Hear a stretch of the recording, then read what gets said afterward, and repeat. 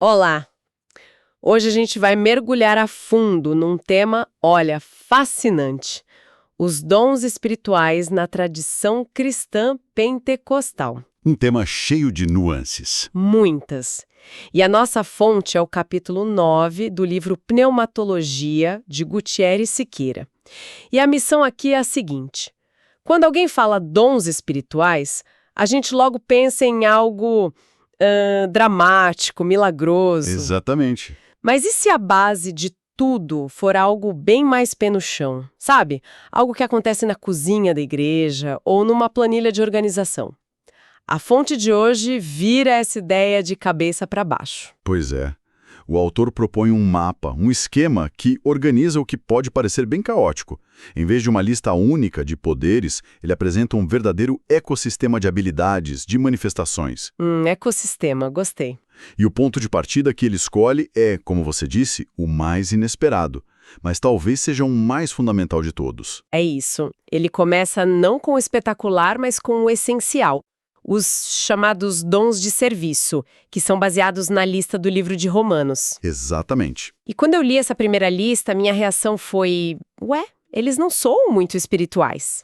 No sentido clássico, né? Exato. Parecem mais tipo habilidades de gestão de projetos e de RH. O que a fonte diz sobre essa natureza tão prática deles? Essa é a beleza da abordagem. O autor argumenta que esses dons são a engrenagem que faz a comunidade funcionar. No dia a dia. A infraestrutura. É a infraestrutura invisível. Exatamente. Sem eles, a comunidade nem para de pé para poder experimentar qualquer outra coisa. Ele vê esses dons como a base da pirâmide, sabe? A fundação. Entendi. E já nessa base tem umas distinções que me pegaram de surpresa. Por exemplo, o dom de profecia. Sim. A gente pensa em Nostradamus, né? Prever o futuro. Mas a definição no texto é outra coisa.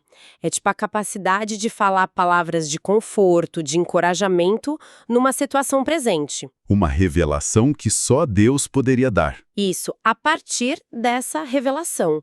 O autor até chama de auxílio essencial ao discipulado, especialmente para lidar com sofrimento. E o que é fascinante aí é como ele coloca esse dom lado a lado com o de exortação. Verdade. A diferença é sutil, mas é muito importante. A profecia, como você bem disse, vem de uma revelação sobrenatural, de saber algo que não teria como saber. Certo. Já a exortação que o texto explica com a imagem de chamar para o lado é aquele impulso do Espírito para consolar, para animar alguém que está para baixo. Não precisa de uma revelação de um fato oculto. É mais uma capacitação para estar junto. Exato.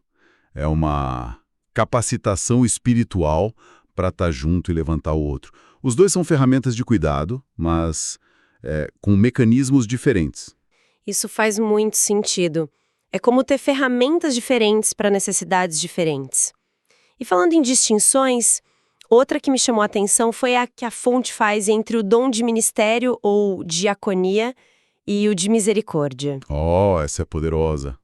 Parece quase uma divisão, tipo logística interna versus ação social externa. E essa é uma distinção muito poderosa. O autor argumenta que uma comunidade saudável precisa dos dois, operando em harmonia.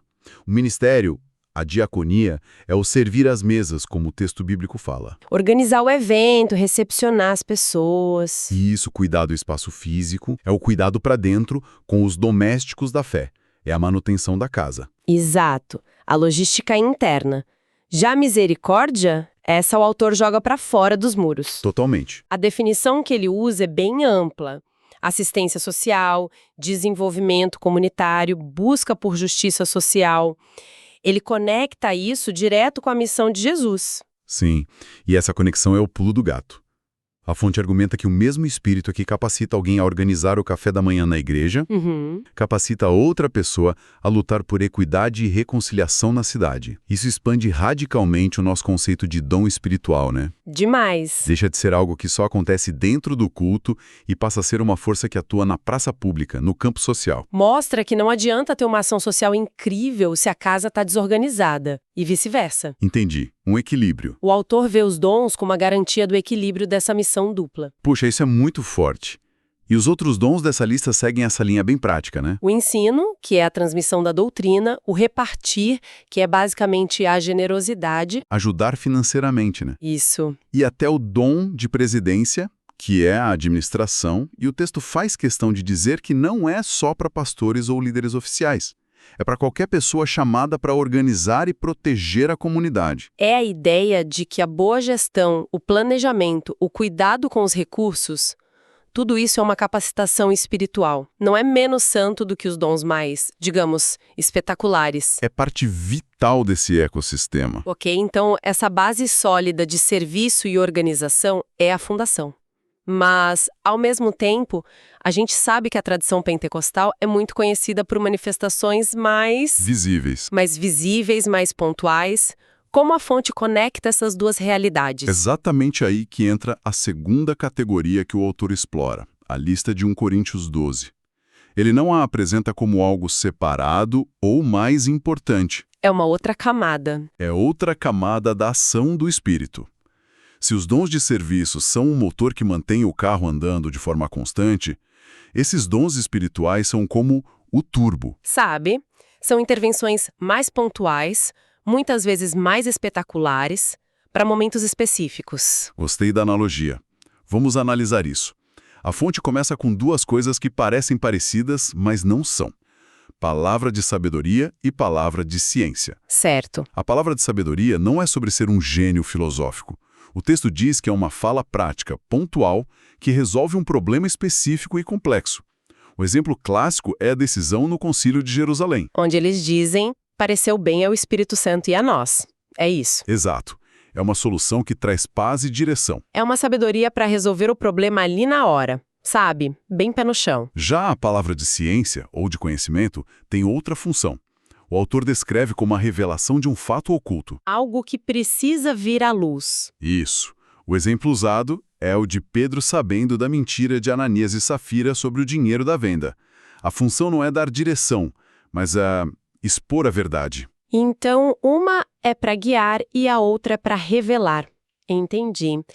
Essa ideia da palavra de ciência como revelação de algo oculto me parece poderosa, mas também arriscada, né? Com certeza. E é por isso que dentro desse ecossistema, nenhum dom opera isoladamente. Essa revelação precisa ser pesada, avaliada pela comunidade. E conectada com outro dom. Principalmente, conectada a outro dom que a fonte menciona nessa mesma lista, o discernimento de espíritos. Ele funciona como um controle de qualidade, por assim dizer. Antes de chegar no discernimento, o texto aponta uma dinâmica interessante entre 3 outros dons. O dom da fé, a operação de maravilhas e os dons de cura. Uma tríade de poder. Pois é. A fonte diz que esse dom da fé raramente funciona sozinho. Ele é o instrumento, o catalisador para que milagres e curas aconteçam. Isso é fundamental. O autor deixa claro que não está falando da fé para a salvação que todo cristão teria, mas de uma capacitação especial, momentânea. Um impulso. Um impulso do espírito para crer em algo humanamente impossível e ver aquilo acontecer. E a operação de maravilhas é um termo bem amplo, não se limita a curas. A fonte cita um exemplo bem duro, que é a cegueira que Paulo impõe ao mago Elimas. Mostra um poder que pode ser até um ato de juízo. Exato, vai além da restauração da saúde. E isso nos leva de volta ao dom de discernimento de espíritos. O exemplo de Paulo em Atos 16 que a fonte usa é perfeito. É muito bom. Tinha uma jovem que falava a verdade sobre eles, dizia que eram servos do Deus Altíssimo. O conteúdo estava correto. A frase estava certa. Estava. Mas Paulo discerniu que a fonte daquela manifestação não era divina. É um dom de verificação de origem, para proteger a integridade da mensagem e da comunidade. É um dom de proteção essencial. Num ambiente onde se espera e se valoriza o sobrenatural, a capacidade de distinguir a origem das manifestações Se vem de Deus, da mente humana. ou de outras fontes. É o que impede que o grupo seja levado por enganos. Garante a saúde espiritual do coletivo. Para fechar essa lista, temos os dons de variedade de línguas, interpretação de línguas, O autor sugere que a palavra variedade pode indicar diferentes tipos de manifestações, sejam idiomas humanos ou o que Paulo chama de línguas dos anjos. E ele enfatiza que a interpretação não é uma tradução literal, né? Não mesmo. É a transmissão do sentido da mensagem para a comunidade. O foco é sempre a edificação. Se a mensagem não é compreendida, ela não edifica. Então a interpretação é a ponte que torna o dom útil para todos, e não só para o indivíduo. De novo, a lógica do ecossistema. Tudo funciona para o bem comum. Certo. Então já vimos a base, os dons de serviço, vimos as intervenções pontuais, os dons espirituais. Mas e a liderança? E a estrutura de longo prazo? Como a organização da comunidade se encaixa nisso tudo? Essa pergunta nos leva direto para a terceira e última categoria que o autor aborda, a dos dons ministeriais da Carta aos Efésios. E aqui a natureza da coisa muda um pouco. Como assim? Não são tanto habilidades que qualquer um pode ter ou manifestações que acontecem num momento. Aqui, as próprias pessoas são o dom de Deus para a igreja. Pessoas como dons. Interessante. São funções, ofícios, papéis que estruturam e capacitam a comunidade para a missão. São os pilares do ecossistema. Os originais, mas como uma função contínua. O enviado, o desbravador, o plantador de igrejas. É a função pioneira de expansão, aqueles que levam a estrutura para onde ela ainda não existe. Depois, mais uma daquelas distinções de público. Profeta versus evangelista. O profeta, segundo a fonte, fala para dentro da igreja. Com essa mensagem de conforto e encorajamento que a gente já viu. Exato. Já o evangelista fala para fora, proclamando a mensagem para quem não crê. A direção do discurso define a função. Um focado na edificação interna, o outro na proclamação externa. De novo, o equilíbrio da missão dupla que o autor tanto valoriza. E a última dupla é pastores e doutores, ou mestres. Aqui a fonte diz algo que dá o que pensar. Embora todo pastor deva ser mestre, nem todo mestre será pastor. Isso é ótimo. Separa a habilidade de ensinar da vocação mais ampla de aconselhar, cuidar, administrar o dia a dia, que seria o do pastor. Exato. Isso aponta para uma especialização necessária para a saúde do corpo. Um mestre pode ser absolutamente brilhante em pesquisar e expor a doutrina para um grupo grande, em dar clareza teológica. Mas talvez não tenha a vocação para um 1-a-1. Pode ser que não. Talvez não tenha o dom para o aconselhamento individual, que o texto associa mais ao pastoreio. Uma função não é mais importante que a outra. Elas são complementares. Vitais. Então, se a gente junta tudo, o que temos é um sistema de 3 camadas. Na base, os dons de serviço prático, que são o motor do dia a dia. A infraestrutura. No meio, as manifestações espirituais, que são intervenções divinas em momentos específicos. E no topo, estruturando tudo, os dons ministeriais, que são as pessoas-chave para equipar e liderar. Perfeito. E tudo isso, segundo a fonte, com um único objetivo: construir a comunidade. Exato. A visão que emerge do texto de Siqueira não é de uma hierarquia de poder onde uns dons são melhores que outros. É a visão de uma riqueza, de uma diversidade imensa de capacitações que o Espírito distribui. Um ecossistema de graças. Um ecossistema de graças e habilidades onde a pessoa que organiza a planilha é tão espiritualmente capacitada quanto a que opera uma cura, porque ambas estão contribuindo para a saúde e a missão do todo. E isso nos deixa com uma pergunta final para pensar.